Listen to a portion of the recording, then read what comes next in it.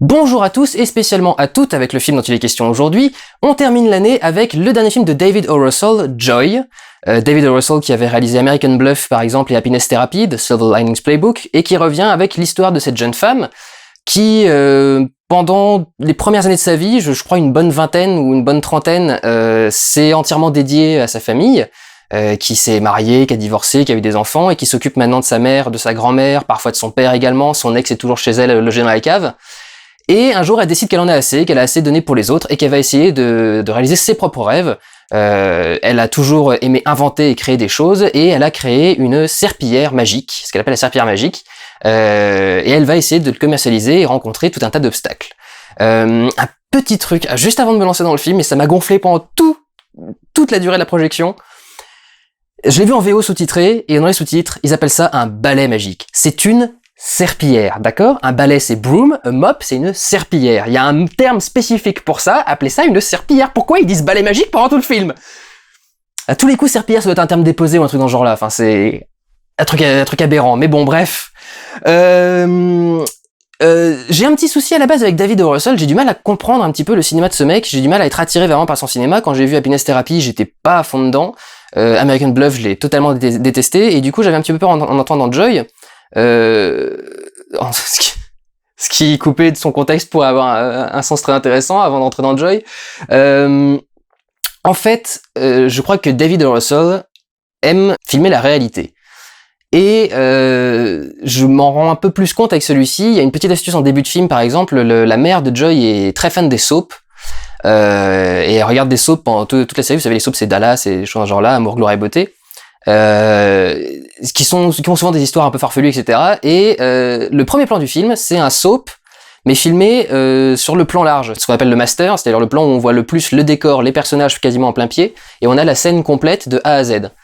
Le truc, c'est que il a fait cette astuce jusqu'au bout.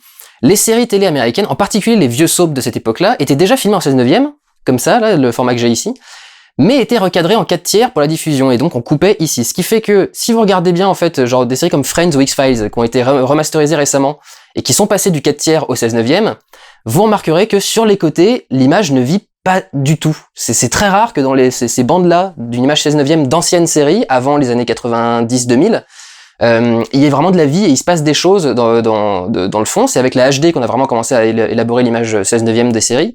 Mais là, c'est en 4/3. Et du coup, il fait un plan fixe en master, avec toutes les entrées de personnages. Vous savez, c'est toujours dans les soaps, vous avez toujours des personnages qui arrivent derrière l'épaule de quelqu'un et qui arrivent et qui font « Mais oui, Sue Ellen, c'est moi qui ai volé les crédits » ou un truc dans ce genre-là. Enfin, une entrée de chant comme ça. Et en la filmant de côté, il montre toute l'artificialité de ces mises en scène. C'est-à-dire qu'on voit en fait ce truc, et on voit d'un seul coup un personnage qui arrive, qui vient se mettre juste derrière un autre personnage, alors qu'il y a tout ça de vide sur le côté, mais ils viennent se mettre juste ici. Qui viennent se mettre en position, qui rentrent dans le champ, mais qui dans un champ qui n'est pas le champ de ce plan large, qui est le champ du champ contre champ qui est en train de se faire entre les deux personnages qui parlent. Il montre en fait que tout ça c'est faux. Il montre que tout ça c'est pas la vraie vie. Et je crois que c'est en partie pour ça que j'ai toujours eu du mal à comprendre l'engouement pour David O. Russell. C'est que je voyais pas ce que ces films avaient de ouf au niveau de la réalisation, et c'est très clairement ça en fait qu'il veut. Il veut du réalisme, et il est basé sur le jeu des acteurs. David O. Russell, c'est ça qui l'intéresse. Il veut jouer avec des acteurs, il veut créer des scènes, il veut travailler sur les émotions.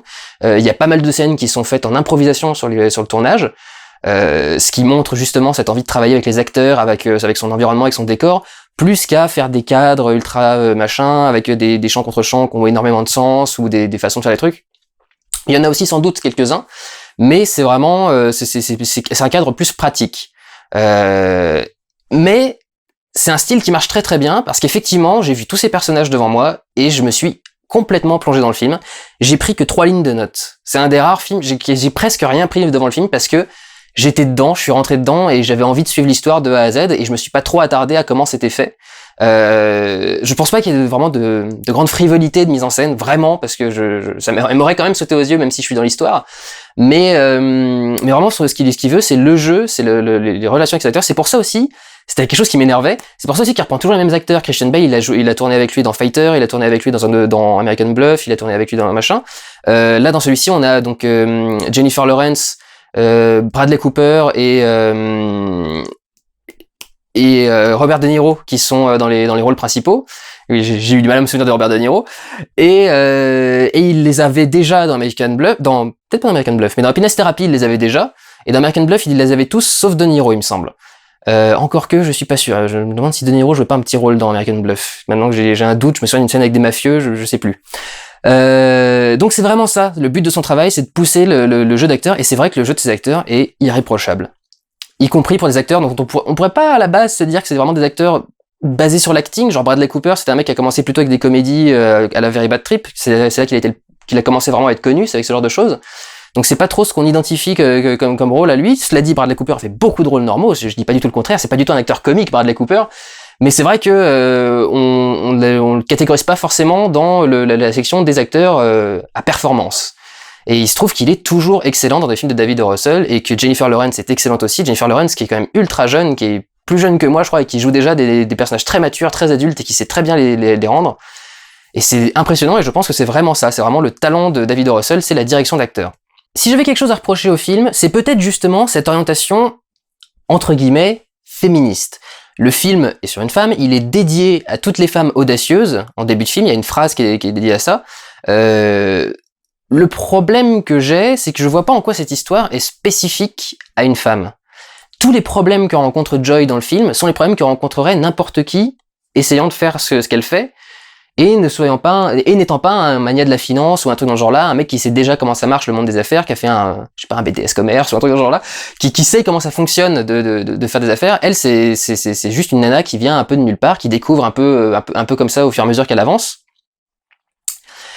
Et tout ce qu'elle vit, que ce soit au niveau du professionnel ou de sa famille, n'est pas spécifique à un personnage féminin.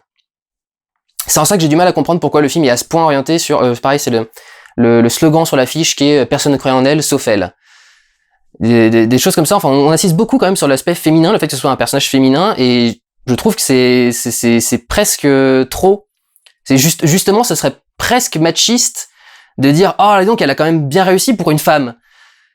Alors qu'elle a juste affronté les mêmes choses qu'à peu près tout le monde. Donc c'est à peu près tout le monde qui vient de nulle part et qui essaie de faire ce qu'elle essaie de faire elle aussi. Donc j'ai un tout petit souci avec ça. Je trouve pas que ce soit vraiment le film à taxer sur lequel mettre du féminisme. Moi, en ce qui me concerne, justement, je me suis énormément identifié au personnage de Joy sur énormément de points. Et c'est ça, je trouve, qui fonctionne. C'est que on s'en fout à la limite que ce soit une femme. Et c'est vraiment ça qui est important dans ce...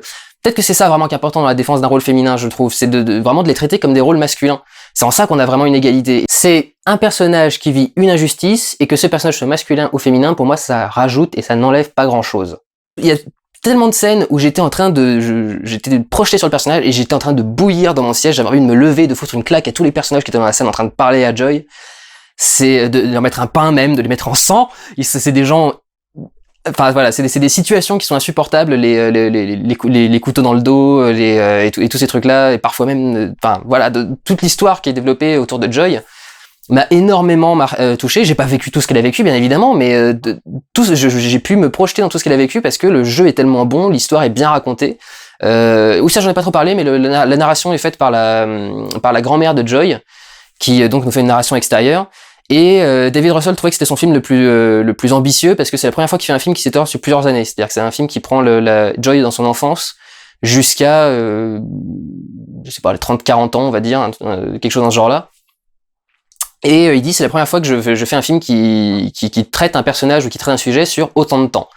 Et je pense que c'est aussi ce qui aide à rentrer dans le truc, c'est qu'on comprend tout à fait le personnage, et en plus le personnage est bien joué, mais le film est bien écrit, bien raconté et bien joué, donc forcément ça marche.